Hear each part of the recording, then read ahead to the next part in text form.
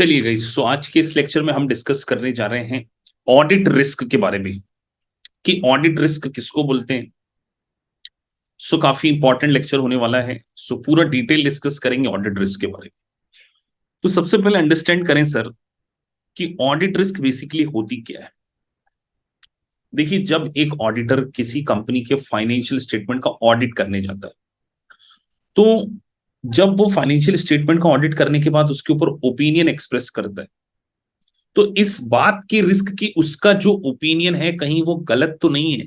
Mention किया गया है इन एप्रोप्रिएट ऑडिट ओपिनियन।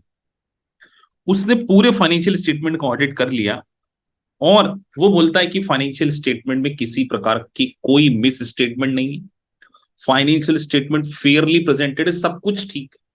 लेकिन ये उसका स्टेटमेंट गलत हो सकने की संभावना, कि उसका ये स्टेटमेंट गलत हो सकता है, ये रिस्क को ही हम क्या बोल रहे हैं, ऑडिट रिस्क के नाम से जान रहे हैं। तो ठीक है सर, ऑडिट रिस्क मतलब फाइनेंशियल स्टेटमेंट में मिस स्टेटमेंट होने की रिस्क। अब इसके तीन कंपोनेंट हैं। सबसे पहले इनहेरेंट रिस्क, कंट्रोल रिस्क और डिटेक्शन रिस्क। मतलब हम ये समझें कि ऑडिट रिस्क के तीन पार्ट हैं जिसके कारण ऑडिट रिस्क अराइज होती है। सबसे पहले पढ़ रहे हैं इनहेरेंट रिस्क। तो सर इनहेरेंट रिस्क का क्या मतलब है? तो इनहेरेंट रिस्क का मतलब कि ऐसी रिस्क जो कि कंपनी के फाइनेंशियल स्टेटमेंट में हो सकती है due to the nature of a financial statement. हम किसके ऊपर पूरा फोकस कर रहे हैं sir? Nature of a financial statement. Nature of financial statement को सर थोड़ा खुल के समझाइए। अब सोचिए, एक ऑर्गेनाइजेशन है, उसका जो मेजरली बिजनेस है वो कैश में। अब आप सोचिए कि अगर फाइनेंशियल स्टेटमेंट में कोई भी हमें रिकॉर्डिंग करनी है तो सारा ट्रांजेक्शन कैश में ही होता है। सारा ट्रांजेक्शन ऑर्गेनाइजेशन कैश में लेती है, कैश में खर्चा करती है। तो एक रिस्क होगी ना कि हो सकता है कुछ कैश अनरिकॉर्डेड रह जाए, बिकॉज बैंक में होगा तो बैंक स्टेटमेंट में ट्रेस हो जाएगा। तो उसकी अकाउंटिंग, उसमें फ्रॉड और एरर एरर के चांसेस क्यों बढ़ रहे हैं? Due to the nature of organisation. Even if the client has effective internal control, client का इंटरनल कंट्रोल बहुत अच्छा है, फिर भी इस बात के चांसेस है कि फाइनेंशियल स्टेटमेंट में मिस स्टेटमेंट हो सकता है due to the nature of a business. एक प्रोफेशनल एग्जांपल मैंने मेंशन किया है, जैसे एक ज्वेलरी शॉप है। अब आप जानते हैं कि ज्वेलरी शॉप कितनी ज्वेलरी है तो काफी कॉस्टली होगी सर। तो ज्वेलरी का जो इंडस्ट्री है वहां पर एक इनहेरेंट रिस्क है कि हमेशा फ्रॉड और चोरी का डर तो बना रहेगा। कितना ही अच्छा आप, कितना साउंड इंटरनल कंट्रोल आप बना लें, देर इज ऑलवेज रिस्क कि वहां पर फ्रॉड और थेफ्ट होने की संभावना है। और उसका इन्वेंट्री मैनेजमेंट भी काफी डिफिकल्ट हो सकता है एक अच्छा इंटरनल कंट्रोल है बट स्टिल चोरी होने के चांसेस भी ज्यादा हैं। Different different kind of jewellery, उसके लिए अकाउंटिंग कैसे करना है, उसका इन्वेंट्री मैनेजमेंट कैसे करना है, ये नेचर ऑफ बिजनेस में ही ऐसी रिस्क। तो inherent risk due to the nature of the business होती है, it's a part of audit risk. अगली रिस्क आ रही है कंट्रोल रिस्क। नाम से क्लियर है कि सर कंट्रोल रिस्क का मतलब होता है इंटरनल कंट्रोल की वीकनेस। पूरा फोकस किसके ऊपर है कि internal control are not effective. ये छोटे छोटे हाइलाइट्स में इसीलिए कर देता हूं जिससे आप नोट्स पढ़ें तो आपको चीजें अच्छे से समझ में आ जाए। तो कंट्रोल रिस्क, क्लाइंट का इंटरनल कंट्रोल इतना स्ट्रांग नहीं है कि वो पॉसिबल एरर, मिस स्टेटमेंट को डिटेक्ट कर सके, प्रिवेंट कर सके और करेक्ट कर सके। डिटेक्ट मतलब रोकना, सॉरी, डिटेक्ट मतलब खोजना, प्रिवेंट मतलब रोकना, और करेक्ट मतलब उसको सही करना। एक बिल्कुल बेसिक एग्जांपल लेते हैं। एक ट्रैफिक सिग्नल, बहुत सारा रोड में ट्रैफिक होता है वहां पे, तो उसके लिए सिग्नल लगा दिया गया। सिग्नल क्यों लगाया है? कि जो भी ड्राइविंग कर रहे हैं वो रूल्स एंड रेगुलेशन को फॉलो करें। क्या सिग्नल लगाने के बावजूद 100% लोग सिग्नल को फॉलो करते हैं? क्या सिग्नल ब्रेक नहीं करते? तो इफेक्टिव कंट्रोल है, कंट्रोल है, बट वो इतना इफेक्टिव नहीं है कि रूल्स एंड रेगुलेशन का कंप्लायंसेस करा सके। तो कंट्रोल की वीकनेस, इंटरनल कंट्रोल की पूरी वीकनेस के ऊपर फोकस कर रहे हैं हम कंट्रोल रिस्क में। तो control risk arise from the deficiency in the design and operation.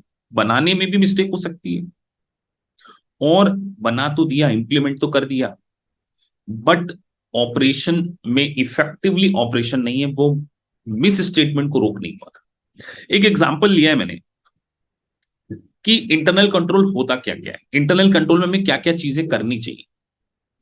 तो देखिए, इंटरनल कंट्रोल में हमने एक इन्वेंट्री का एग्जांपल लिया है कि इंटरनल कंट्रोल ऐसा हो कि सेग्रीगेशन ऑफ ड्यूटी हो।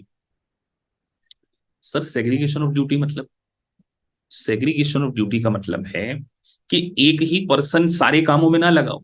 जैसे एक परचेस ऑर्डर भी एक ही पर्सन दे रहा है, उसके बाद जब माल आ गया तो उसकी डिलीवरी भी वही ले रहा है, डिलीवरी लेने के बाद स्टॉक में वही एंट्री कर रहा है, क्रेडिटर्स में भी, अकाउंटिंग में भी वही एंट्री कर रहा है। तो अगर एक ही पर्सन सारी एंट्रीज करना शुरू कर देगा, सारी रिकॉर्डिंग करना शुरू कर देगा, तो वो कहीं ना कहीं कंट्रोल को ओवर रूल्ड कर सकता है। कंट्रोल यहाँ पे इफेक्टिव नहीं है आपका, क्योंकि एक ही पर्सन सारे काम कर रहा है, तो फ्रॉड और एरर हो सकते हैं। उसने 100 यूनिट का ऑर्डर दिया, माल उसके पास 90 आया, लेकिन फिर भी उसने रजिस्टर में 100 लिख दिया, अकाउंट रिसीवेबल में भी 100, अकाउंट्स पेबल में भी 100 लिख दिया। तो एक ही पर्सन जब सारे टास्क को देखेगा तो कंट्रोल फेल हो जाएगा। इसलिए इंटरनल कंट्रोल में बोला गया सेग्रीगेशन ऑफ ड्यूटी होनी चाहिए। फिजिकल कंट्रोल अलग होना चाहिए, इन्वेंट्री का फिजिकल कंट्रोल अलग हो, रिकॉर्ड कीपिंग अलग हो, और उसके बाद उसका फिजिकल रिकंसिलेशन कि सर ईयर एंड में हमने यूनिट काउंट करी 1000 यूनिट्स थी, तो क्या बुक्स ऑफ अकाउंट्स भी 1000 यूनिट्स को बता रहे हैं? तो इस बात का रिकंसिलेशन करने के लिए अलग अलग अगर पर्सन है तो इंटरनल कंट्रोल इफेक्टिव। और अगर आपका इंटरनल कंट्रोल इफेक्टिव नहीं है तो यहां पर हमेशा कंट्रोल रिस्क, तो कंट्रोल रिस्क और इनहेरेंट रिस्क मिलकर क्या बन रहे हैं? Audit risk. अभी एक और कंपोनेंट है डिटेक्शन रिस्क,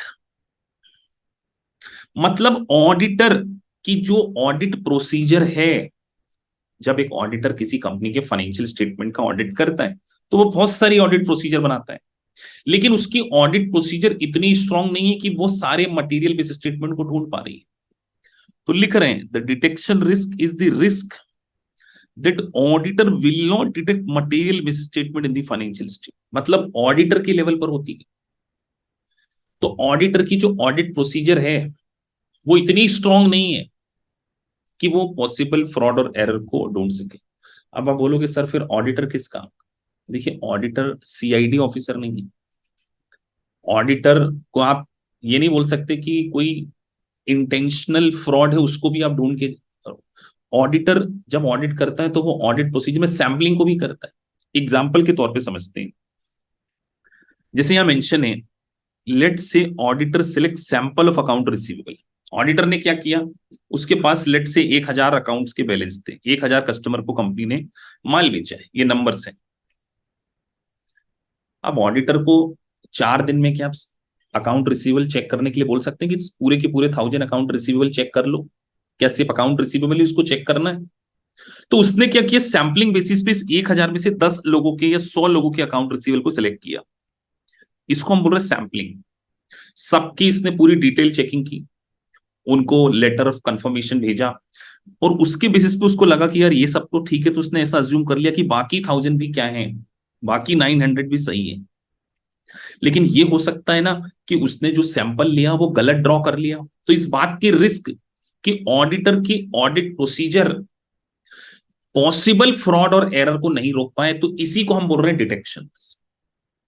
तो ऑडिटर ने अगर गलत सैंपल चूज कर लिया, ऑडिटर ने अगर गलत प्रोसेस लगा ली, तो भी फाइनेंशियल स्टेटमेंट में मिस स्टेटमेंट हो सकता है। तो सर इसका मतलब ऑडिट रिस्क जो है वो ये तीनों risk, inherent risk, control risk और डिटेक्शन, ये नेचर ऑफ बिजनेस के कारण है, ये इंटरनल कंट्रोल के कारण है, और डिटेक्शन रिस्क इसके कारण है ऑडिटर की ऑडिट प्रोसीजर कि वो गलत प्रोसीजर लगा ले, एडिशनल एविडेंस कलेक्ट नहीं कर पा रहा है, उसने सैंपलिंग गलत चूज कर लिया, और जो सैंपल के बेसिस पे डिसीजन दिया है वो सही नहीं। तो यूएससीपी की exam is all about practical. आपको केस स्टडीज दी जाएगी, ये ऑडिट रिस्क है या नहीं है, ये इनहेरेंट रिस्क है या कंट्रोल रिस्क है या डिटेक्शन रिस्क, आपको आइडेंटिफाई करना होगा। सिमुलेशंस में सीधे पूछा जाता है कि ये कौन से लेवल की रिस्क है। तो इस कॉन्सेप्ट को आप बहुत अच्छे से अंडरस्टैंड कर चुके हैं। हम इसके बेसिस पे कुछ क्वेश्चंस भी आप क्या करेंगे आने वाले अभी अगले सेगमेंट में सॉल्व करेंगे। चलिए आगे बढ़